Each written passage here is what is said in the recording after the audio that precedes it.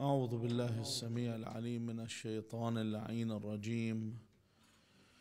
بفضل الله بسم الله الرحمن الرحيم. الحمد لله رب العالمين. الحمد لله والحمد حقه كما يستحقه حمدا كثيرا. الحمد لله الذي هدانا لهذا وما كنا لنهتدي لولا أن هدانا الله. اللهم لعن أول ظالم ظلم حق محمد وآل محمد وآخر تابع له على ذلك. اللهم لعن العصابة التي جاهدت الحسين وشايعت وبايعت وتابعت على قتله. اللهم لعنهم جميعا. ثم الصلاة والسلام على خير خلق الله أجمعين محمد.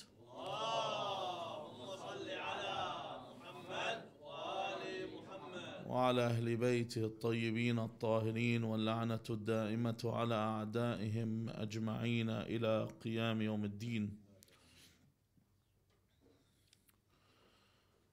We are commanded by Allah Azza wa Jal to get married.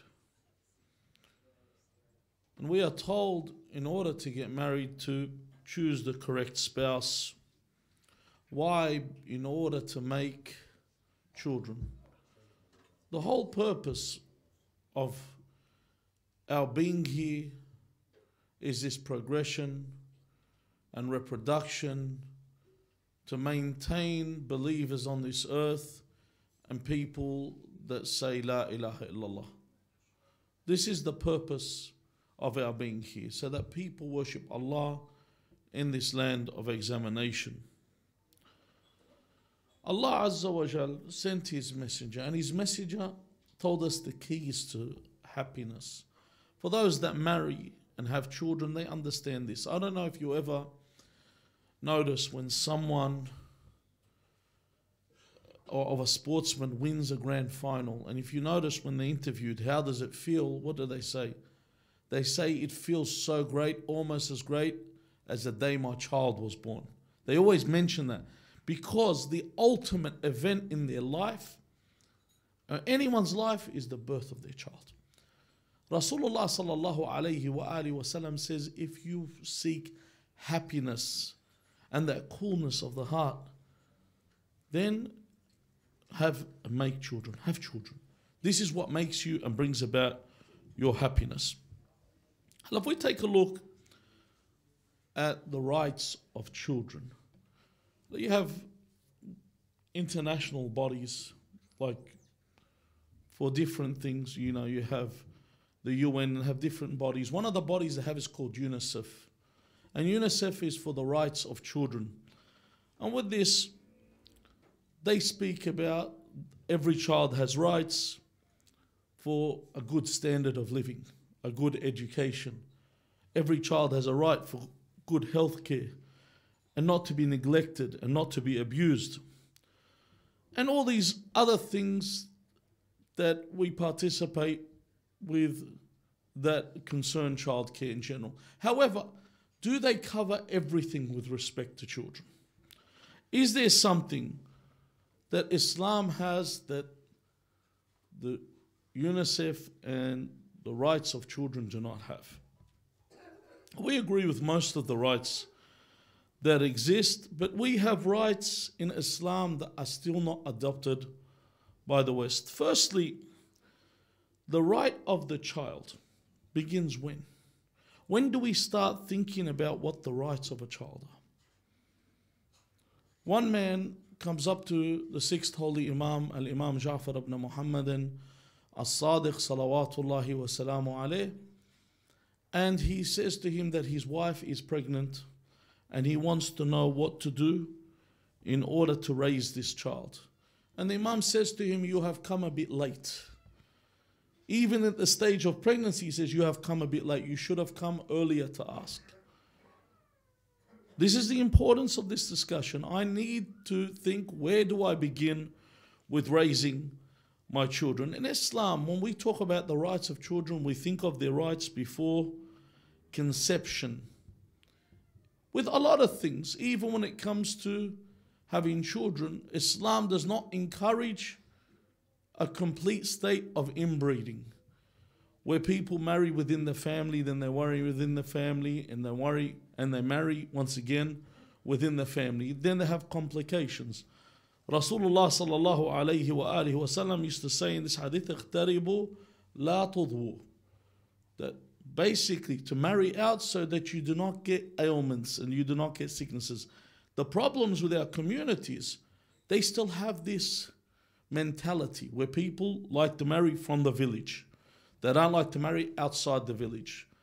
Previously, interracial marriages, even outside the country, were commonplace. Now, it's not even commonplace to marry from someone from a neighboring village because you see your village is probably higher than theirs. And I remember one person, he used to tell his wife, because he was from, I'm not going to say the village, because then people say, well, he's talking about this and that village. One village was higher than the other, so he's tell his wife, you're from the Jura, you're from the lower village, and we're from the higher village. They'd have this. Also, we are told to look for a righteous spouse, a good spouse. Even Nabi Nuh, ala nabina wa alihi wa alayhi afdal as-salatu was-salam, when he asks Allah to destroy all the evil people on this earth, he says, وَقَالَ نُوحَ رَبِّ لَا تَذَرْ عَلَى الْأَرْضِ مِنَ الْكَافِرِينَ دَيَّارًا. He says, he asks Allah not to leave any of the disbelievers as inhabitants on this earth. Do not leave any of them. Why? He says, إِنَّكَ إِن تَذَرْهُمْ يُضِلُّوا عِبَادَكَ. Firstly, if you leave them, they will lead your servants astray. And then he says, وَلَا يَلِدُوا إِلَّا فَاجِرًا كَفَّارًا. That they will not beget except someone that is immoral and ungrateful. In this sense, picking from a person that's not of your faith, is not of your religion. See, at first you are into this because of your lust and your desires, and then you see the ramifications later on. I remember one, I'm not saying not to marry someone that's converted to Islam. I'm saying don't marry someone that converted for you. They converted to Islam because of you. One of the British comedians who's Jewish married an Australian Christian. And then she became a Jew to marry him. When they asked her, how did you, give up on Christ and become a Jew? She said, because love is before religion. And this is the mentality people have, that I can denounce my faith, denounce what I believe in for the sake of love. But what happens? One case that was etched in my memory, I never forgot this case, was where a man was married to a woman that converted for his sake, not for the sake of Allah. And how did we know? When he died, she had him cremated. She didn't want to bury him because she went back to her original faith. So if someone wants you, test them. Sometimes you see a woman or a man that's converted, but you see the faith in them. Other time you can just see, they're just there for the ride. They're there just to be married. They have no concern. Like I was talking to a gentleman recently, and I said he was having issues with his wife. And I said, what's her religion? And he goes, she's a Muslim, I think. That was his answer. She's a Muslim, I think. He's married to her. He did not know if she was a Muslim or not. Another issue that we have when it comes to this is bringing children into this world out of wedlock. A child that's born illegitimately. On the day of judgment, you have a stance with Allah Azza wa Jal for bringing this child. Will say, you brought me into this world like this. I want my haqq from you. I want my right from you. Because if you take a look at people that are born in this manner and what they've contributed to the world. Take a look at people like Saddam. Saddam was of illegitimate birth. What did he contribute to the world? He was one of the greatest dictators on this earth. Even if you go through the serial killers in the United States of America, Son of Sam, Ted Bundy, they were all born out of wedlock. And there are many more like them. Even if you look at when Imam Hussein alayhi salam addresses Ubaydullah ibn Ziyad, what does he call him? He says, Inna da'i ibn da'i. Basically, da'i is someone that bidda'i something, someone that claims something. So he is saying Ubaydullah is someone that claims something. What does he claim? He claims that Ziyad is his father. Ziyad isn't his father. He's born out of wedlock. Ibn da'i, his father's also someone that claims something. Claiming what? Ziyad claims that he used to claim, who was his father? Ziyad used to claim that Abu Sufyan was his father. But Ziyad was known as what? Ziyad ibn Abi. That no one knew who his father was, so they used to say Ziyad the son of his father, because he was not known who he was. And even if you take a look at Yazid ibn Muawiyah and Amr ibn al-As, you got to look at all these people that had enmity towards Ahl al-Bayt alayhim as-salam. There were people born out of wedlock. So it's essential that the child I bring into this earth, onto this world, I maintain that this child, I don't oppress this child by bringing him to this earth out of wedlock and letting him have this burden of being out of wedlock. Also, when it comes to the child, if you take a look at another right that we have, is that the moment a woman gets pregnant, everyone has an opinion. Everyone has an opinion and a prediction. All the prognosticators come out and say, listen, I checked the Chinese calendar, I think it's a boy. Or she fell on her side, I think it's a girl. Or the glow in her face suggests a boy. Everyone has their opinion. The thing is, and when they get it right, say, see, I told you. Go, how many genders are there? 70? It's only 2. You got a 50-50 chance of guessing it right. It's going to work out somehow. But the problem is, most people have the issue of wanting the boy. And only a minority are pleased with what Allah Azza wa Jal has given them. Al-Imam Ali ibn al-Hussein, Zayn al-Abidin, alayhi salam, at the birth of a child, what would he ask first? He would ask, is the child healthy? Is the child complete?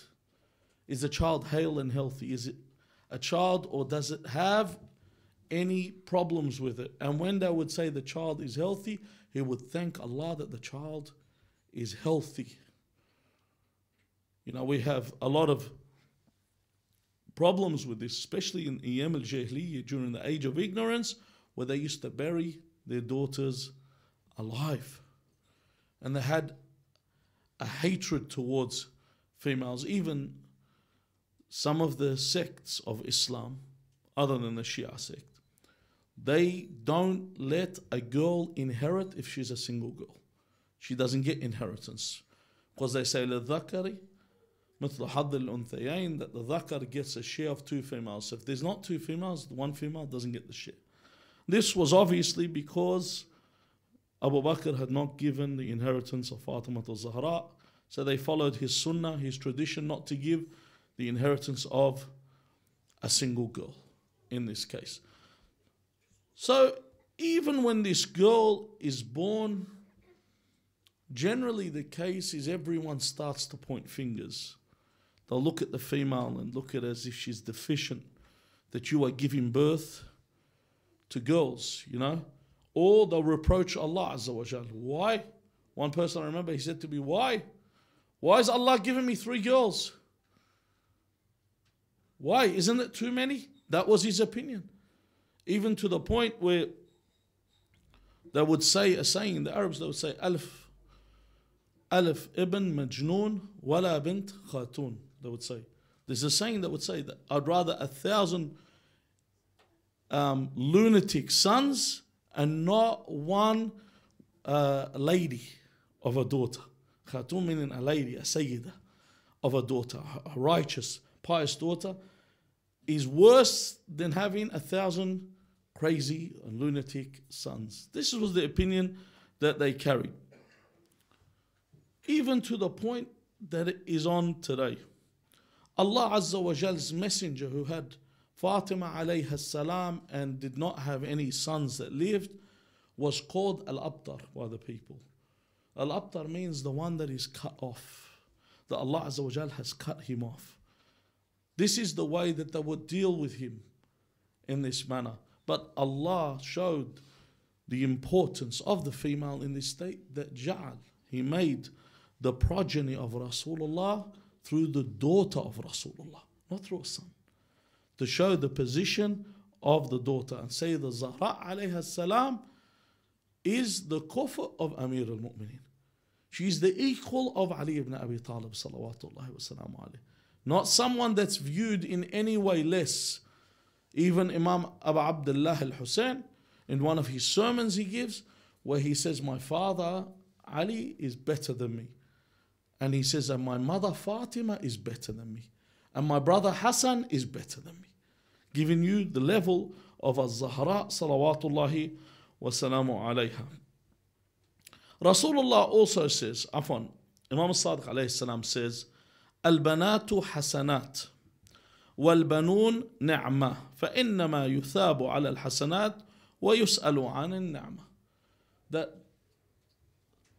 the daughter is a good thing, it's a reward, it's given. Whereas the son is a blessing. And Allah does not, for a good action, what does He do? He gives reward on the Day of Judgment. So for a girl you are rewarded, but for a boy you are asked about how you raised the boy. This is the difference in this case. Hello, what happened now? Did the age of ignorance ideas die? Have they died, or do they still exist? We have abortion. This is the new infanticide, where they actually kill a living body within themselves. They terminate it. And this is death. There was one thing that they have in the Netherlands, which is the same country that bought windmills, clogs, and the orange carrot, and geert wielders, of course. They have a thing called the Groningen Protocol. And this Groningen Protocol is a rule that if you have a newborn baby, but this baby is suffering, they're severely ill, that rather than allow them to suffer, you can terminate the baby. You can actually kill the baby. It is allowed in the Netherlands. So the child is sick. Now you think about this. How many times do people have children that have illnesses, and then the doctors will suggest, this child's going to cost a bit of money. Just terminate them. Start again. This is the new Jahiliyyah that we live in. Now, the problem is, you look at this, if you were to travel overseas, I'll give you an example. If you go to travel overseas, people that have been to the Middle East for the first time, for example, like one of the Middle Eastern countries that you go to, when there is a majlis or a fatha, they give out cigarettes. I don't know if you've been, where people actually give out cigarettes. People are shocked, these people are giving out cigarettes as they walk around. But in Australia, when you go in to your first maternity visit, the doctors suggest what? They give you out the option of what? Abortion. They'll say, look, that if you didn't want this pregnancy, you'd always opt out. So basically, when you find someone giving out cigarettes to be absurd, imagine people that are giving out abortion. They're giving you the option to terminate the child. See, in Islam, we don't allow this. Islam, the right of the child is that they get to live. You can't just kill them. Now, people might say, hold on, I can't afford to keep my child. That's one of the things. People say, I can't afford to have this child, so if I have this child, I don't have the means to bring up this child. And in some of the countries where they actually kill their baby girls, in some of the nations in Asia that kill baby girls, they look at the son as a potential for earning money. Now, but it's gone even a step further.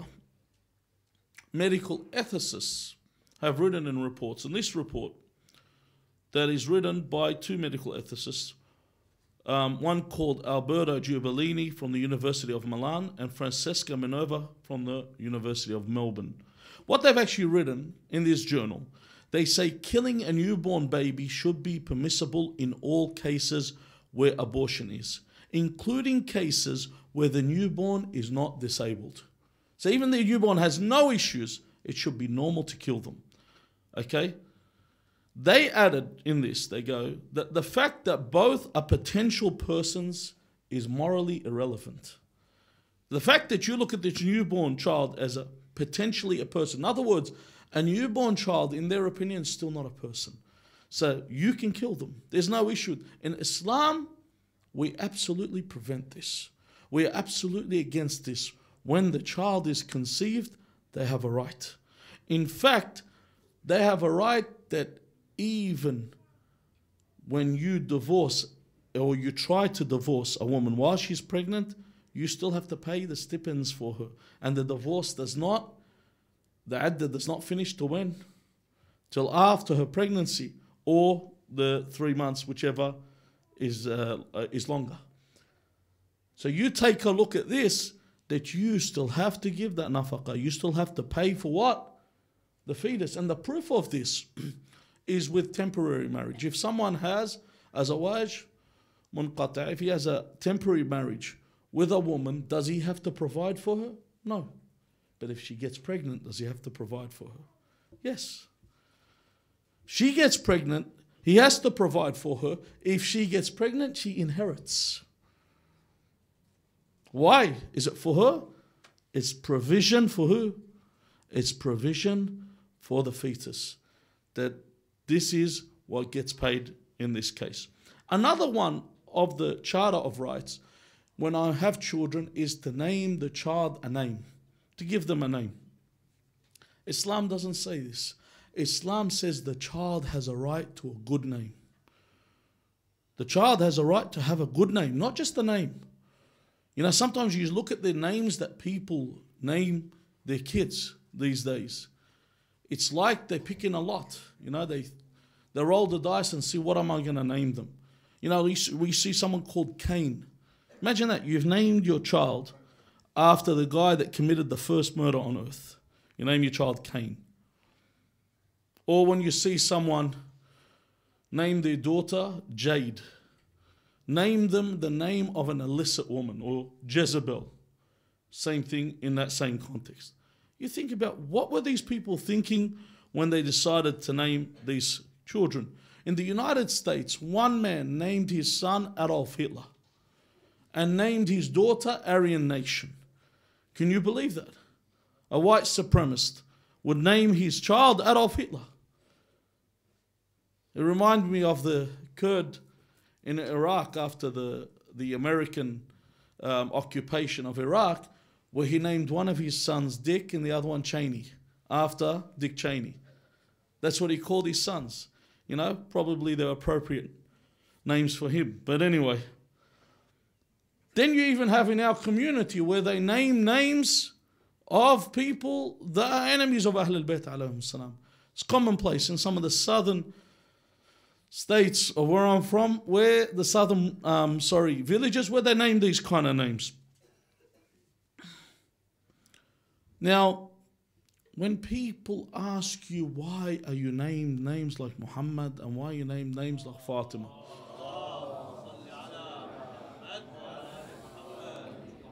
People get upset. You know, in the United Kingdom, the most popular name about 9 years ago, no longer than that, 14 years ago, the most popular name in the United Kingdom was Jack. Then they found out that they were wrong. Jack was not the most popular name in the United Kingdom. The most popular name in the United Kingdom had always been Muhammad.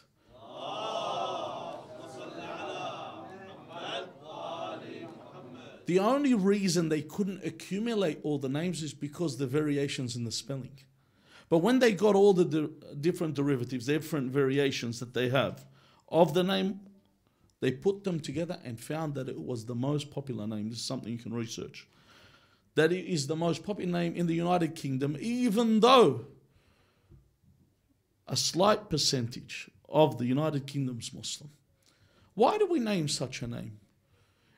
Why do we name these names? In fact, it's mustahab to name your son for 7 days Muhammad, or name your daughter for 7 days Fatima.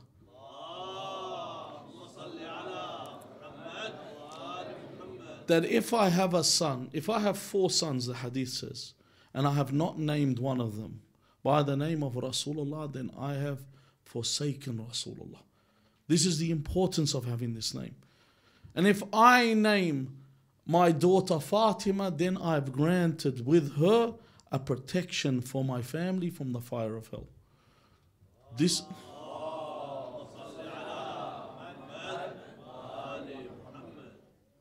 Of the things that are of the rights of children that are disappearing is the nursing rights of the children. People are resorting to bottle feeding the children and nursing them. Once again, maybe they're afraid for their body to change, or they might lose some sleep, God forbid. So they choose instead to bottle feed them. Even though if you take a look at nursing and its effects with the child, you take a look at a child that is nursed, a person that is breastfed, a child that is nursed at birth.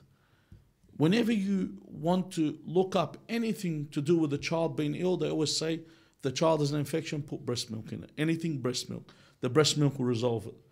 In fact, the breast milk breaks down completely in the child's body, that if a child, an infant, after 2-3 months, because at first they have bowel movement all the time, but after 2 or 3 months, the child can go up to 2 weeks without bowel movement, and it is healthy because the breast milk fully breaks down within the infant. This is the importance of this. But raising the child with this, and also giving the child the spiritual nourishment of the things that are recommended, are to give the child the turbi of Abu Abdullah al-Hussein when they are born. Of the recommended things for the child are to do what? Is to shave the child's head. There are a lot of other things, even to kill an animal for the child's security. But the first spiritual nourishment that the child receives is when in their ear, in their right ear, it's announced Allahu Akbar, Allahu Akbar. That they hear the adhan in their right ear and they hear the iqamah in their left ear. A child that is born in this manner is a child that's set for a task. Imam Al-Hasan Al-Mushtaba, salawatullahi wa salamu alayh, was poisoned and martyred 10 years before Waqa'at al-Taf. 10 years before the massacre at Karbala. So his son, Al-Qasim, was only at the age of 3. Some say that Imam Hassan Al-Mushtaba had written a letter and given it to his son and said, left it with him and told him not to open this as his command for his son until the time you are in great distress. You are disturbed greatly. To leave this with him. Just to explain to you how he has been set for his life right from the beginning. Where the parents have directed this child from the beginning of his life. And on the night before the massacre of Karbala, Imam Hussein alayhi salam, when he's seated with his companions, and he gives them the option to leave, and then once they refuse to leave and they show support, the Imam turns around and says to them that all of you, you've remained, you will be killed tomorrow. And in the back of the tent, Al-Qasim is seated there. He's a child, 13 years old. When you look at 13-year-olds, is a child. We say he's a youth, it's a young child. Al-Qasim says, Ya Am, my uncle, Ya Amma, am I of those that will be killed? And how are you supposed to talk to a child that asks you such a question? Do you stun them with the reply? So the Imam asks him, how do you perceive death? How do you see death? So Al-Qasim says, for you, it is sweeter than honey. So Imam Hussein alayhi salam says, yes, you will also be of those that are killed. However, on the day of Ashura, when everyone has been killed and martyred, and of the men, of the companions and the family, Al-Qasim comes up to Imam Hussein and asks if he can leave, if he can go at this point. And the Imam says to him, you are the legacy of my brother. This is all I have left. I have you, I look at you, I remember my brother. So return, I cannot give you permission to go fight. So at this point, he grabs this letter that has been left with him. And in this letter, written in the handwriting of his father, he says, son, when you at the time and you find your uncle Abu Abdullah al-Hussein standing alone with no aid and no helpers, then you fight and die beside him, die for his sake. So he comes and he gives the letter to his uncle. Imam Hussein alayhi salam looks at this letter and the Imam begins to weep because he seeks permission from him multiple times. Eventually the Imam hugs him and they hug each other and they weep so much that they fall on the ground from their weeping. And eventually the Imam gives him the turban of Imam al-Hasan alayhi salam. And he puts on the armor of Imam Hasan alayhi salam. And then he gives him permission to go fight. As Al-Qasim moves, the narrators say a youth came forward to us that had not reached the age of adulthood. So it was apparent he was walking, he was on foot. And he moved towards them and they looked at him in the state that he looked at.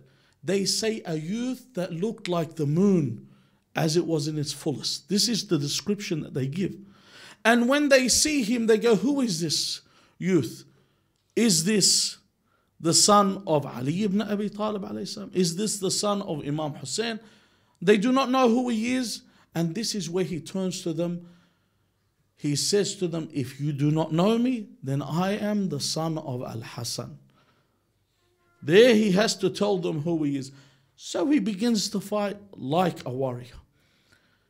Now one of the enemy, witnessing his fighting, says, I will make his uncle weep over him. So the narrator of this tradition says, leave him or let him be. The others will kill him. He says, no, I want to be the one that kills him. As usual, the enemy would only fight and they would kill in the most treacherous way. That when Al-Hasan, Al-Qasim ibn al-Hasan is in the middle of his battle, the strap of his sandal chops off. As he goes to mend it, this accursed man comes and he strikes him at the back of his head. So when he strikes him at the back of his head, Al-Qasim falls down and he calls out to his uncle, Amma adrikni, come and save me. Imam Hussein alayhi salam rushes towards him to save him. He finds the accursed man lying on him, about to sever his head. Imam Hussein alayhi salam fights him and kills him off. But after all the dust settles, Imam Hussein finds Al-Qasim, and as his soul is leaving his body. And this is when he says, Ya'azzu ala ammik. This is so difficult upon your uncle that you call him and he does not answer you, or he answers you and he cannot avail you. Ala la'natullah ala al-qawm al-zalimin. Inna lillahi wa inna ilayhi raji'un. وسيعلم الذين ظلموا أي منقلب ينقلبون والعاقبة للمتقين. O Allah, we ask you not to take us from this world until you are pleased with our actions. We ask you, Allah Azza wa Jal, to keep us of the servants of Abu Abdullah al-Hussein, the ones that remain in the majalis. O Allah, we ask you not to take us from this world except upon the wilayah of Amir al-Mu'mineen. We ask you, Allah, to hasten the reappearance of our master, Al-Hujjat ibn al-Hasan al-Mehdi. أرواحنا فداه. بسم الله الرحمن الرحيم. اللهم صل على محمد وآل محمد. اللهم كن لوليك صلواتك عليه وعلى آبائه في هذه الساعة وفي كل ساعة وليا وحافظا وقائدا وناصرا ودليلا حتى تسكنه أرضك طوعا وتمتع فيها برحمتك يا أرحم الراحمين. وإلى أرواح المؤمنين والمؤمنات وإلى أرواح موتانا وموتاكم نهدي لهم ثواب مجلسنا هذا وثواب سورة المباركة الفاتحة مع الصلوات.